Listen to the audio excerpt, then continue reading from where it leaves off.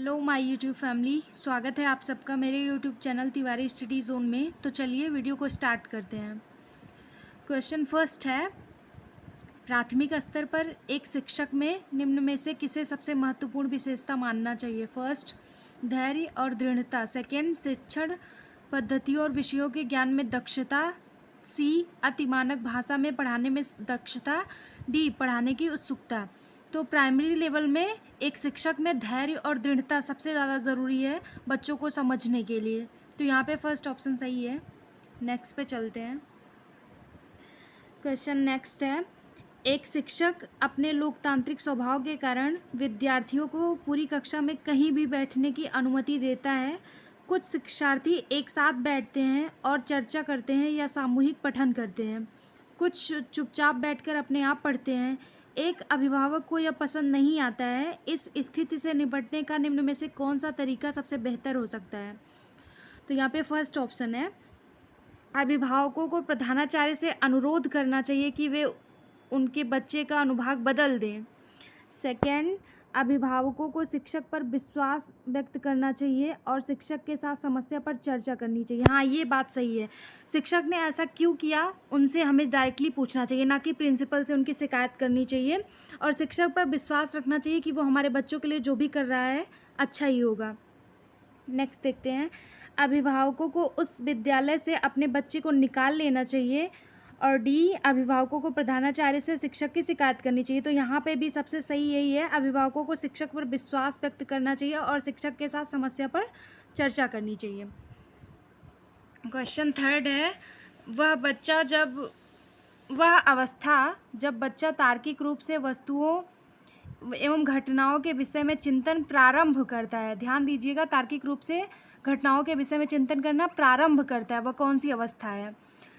First option, औपचारिक संक्रियात्मक अवस्था। Second, पूर्व संक्रियात्मक अवस्था। थर्ड, मूर्त संक्रियात्मक अवस्था। एंड डी है संवेदी प्रेरक अवस्था। तो हम सबको पता है कि बच्चा तार्किक रूप से सोचना कब प्रारंभ करता है? मूर्त संक्रियात्मक अवस्था में, जो 7 से 11 वर्ष की होती है। डी, फोर्थ क्वेश्चन है, मन का मानचित्रण संबंधित है। फर्स्ट, साहसिक कार्यों की क्रिया योजना से। सेकंड, मन का चित्र बनाने से। थर्ड, मन की क्रियाशीलता पर अनुसंधान से। एंड फोर्थ, बोझ समझ बढ़ाने की तकनीक से। तो मन का मानचित्रण संबंधित है मन की क्रियाशीलता पर अनुसंधान से। क्वेश्चन 5 है, विशेष रूप से प्राथमिक स्तर पर विद्यार्थियों की सीखने संबंधी समस्याओं को संबोधित करने का सबसे बेहतर तरीका क्या हो सकता है, आप बताएंगे? ए है, महंगी और चमकदार सहायक सामग्री का प्रयोग करना। इससे क्या होगा? हम कितनी भी महंगी बुक्स क्यों ना ले लें, जब हमें समझ ही नहीं आएगा तो उसका क्या मतलब है? सेकेंड, सरल और रोचक पाठ्यपुस्तकों का प्रयोग करना। ऐसा भी नहीं है कि सरल ही समझ में आए, कठिन नहीं आए या कठिन आ जाए, ऐसा भी नहीं है। अपना अपना इंटरेस्ट होता है सबका, तो ये भी सही नहीं है यहाँ पे। सी, कहानी कथन पद्धति का प्रयोग करना। ओके, डी देखते हैं, क्षमता के अनुरूप विभिन्न शिक्षण पद्धतियों का प्रयोग करना। हाँ, ये सही है, क्षमता के अनुरूप विभिन्न शिक्षण पद्धतियों का प्रयोग करना। जो बालक अपनी क्षमता में जैसा भी है, सबके बीच में इंडिविजुअल डिफरेंसेस होते हैं ना, तो उसके अकॉर्डिंग हम उन्हें पढ़ाएंगे कि जो जैसा, कोई लिखने में ज़्यादा अच्छा है तो हम उसे लिखने का मौका देंगे, कोई पढ़ने में ज़्यादा अच्छा है हम उसे पढ़ने का मौका देंगे। तो उसकी क्षमता के अनुरूप विभिन्न शिक्षण पद्धतियों का प्रयोग करके हम उनकी समस्याओं का समाधान करते हैं। नेक्स्ट पे चलते हैं। क्वेश्चन नंबर 6 है, निम्न में से कौन सा शिक्षार्थियों में सृजनात्मकता का पोषण करता है, क्रिएटिविटी का? ऑप्शन ए है, प्रत्येक शिक्षार्थी की अंतर्जात प्रतिभाओं का पोषण करने के अवसर उपलब्ध कराना। बी है, विद्यालयी जीवन के प्रारंभ से उपलब्धि के लक्ष्यों पर जोर देना। सी, परीक्षा में अच्छे अंकों के लिए विद्यार्थियों को कोचिंग करना। डी, अच्छा शिक्षा के व्यवहारिक मूल्यों के लिए विद्यार्थियों का शिक्षण। तो यहाँ पे शिक्षार्थियों में सृजनात्मकता का पोषण करना है तो प्रत्येक शिक्षार्थी की अंतर्जात प्रतिभाओं का पोषण करने के अवसर उपलब्ध कराना। वो खुद क्या सोचता है, उसे जो भी अच्छा लगता है, जिस चीज़ में उसका इंटरेस्ट हो, उसकी अंतर्जात प्रतिभा क्या है ये जान के उसे उसके लिए अवसर उपलब्ध कराना, ये है सृजनात्मकता का पोषण करने का सबसे बेहतर तरीका। तो यहाँ पे भी ए सही है। पियाजे के अनुसार निम्नलिखित में से कौन सी अवस्था में बच्चा अमूर्त संकल्पनाओं के विषय में तार्किक चिंतन करना आरंभ करता है? तो सबसे पहले हम जान लेते हैं कि अमूर्त संकल्पना बोलते किसे हैं। अमूर्त चीज़ें जिन्हें हम देख नहीं सकते, सिर्फ कल्पना में कर सकते हैं, सोच सकते हैं ना कि हाँ ये चीज़ें हैं। तो बच्चा कब, कौन सी अवस्था ऐसी होती है कि जिसमें अमूर्त संकल्पनाओं के विषय में तार्किक चिंतन करना प्रारंभ कर देता है? तो यहाँ पे 4 ऑप्शन दे रखे हैं। फर्स्ट, औपचारिक संक्रियात्मक अवस्था जो कि 12 वर्ष के ऊपर की होती है। बी, संवेदी प्रेरक अवस्था जो जन्म से 2 वर्ष की होती है। पूर्व संक्रियात्मक अवस्था जो 2 से 7 वर्ष होती है। मूर्त संक्रियात्मक अवस्था जो 7 से 11 वर्ष की होती है। तो अमूर्त संकल्पनाओं के विषय में तार्किक चिंतन करना कब आरंभ करेगा? औपचारिक संक्रियात्मक अवस्था में, 12 वर्ष के ऊपर में। उससे पहले उसे ये सब मतलब आसान नहीं होगा उसके लिए। तो यहाँ पे भी ऑप्शन ए सही है। नेक्स्ट पे चलते हैं। सीखना समृद्ध हो सकता है यदि। फर्स्ट ऑप्शन, कक्षा में अधिक से अधिक शिक्षण सामग्री का प्रयोग किया जाए। इससे क्या होगा?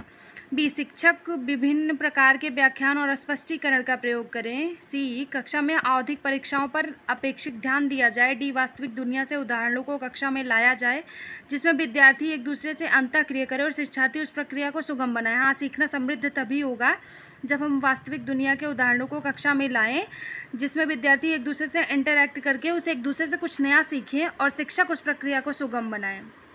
तो यहाँ पे सबसे बेस्ट ऑप्शन डी है, तो डी सही है हमारा। नेक्स्ट पे चलते हैं। क्वेश्चन नंबर 9 है, निम्न में से कौन से कथन को सीखने की प्रक्रिया की विशेषता नहीं मानना चाहिए?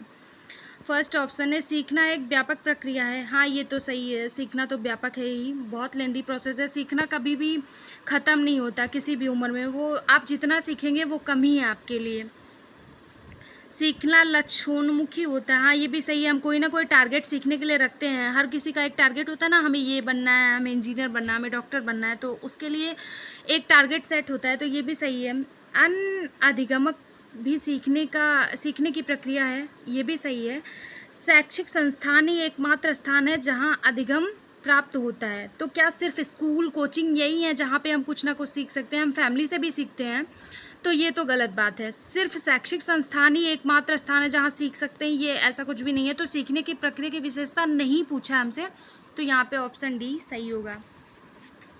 नेक्स्ट पे चलते हैं। 5वीं कक्षा के दृष्टिबाधित विद्यार्थी। फर्स्ट ऑप्शन के माता पिता और मित्रों द्वारा उसे दैनिक कार्यों को करने में सहायता की जानी चाहिए। उसके मम्मी पापा, उसके दोस्त यार सब उसकी हेल्प करें क्योंकि वो देख नहीं सकता, दृष्टिबाधित है और कक्षा 5 में पढ़ता है।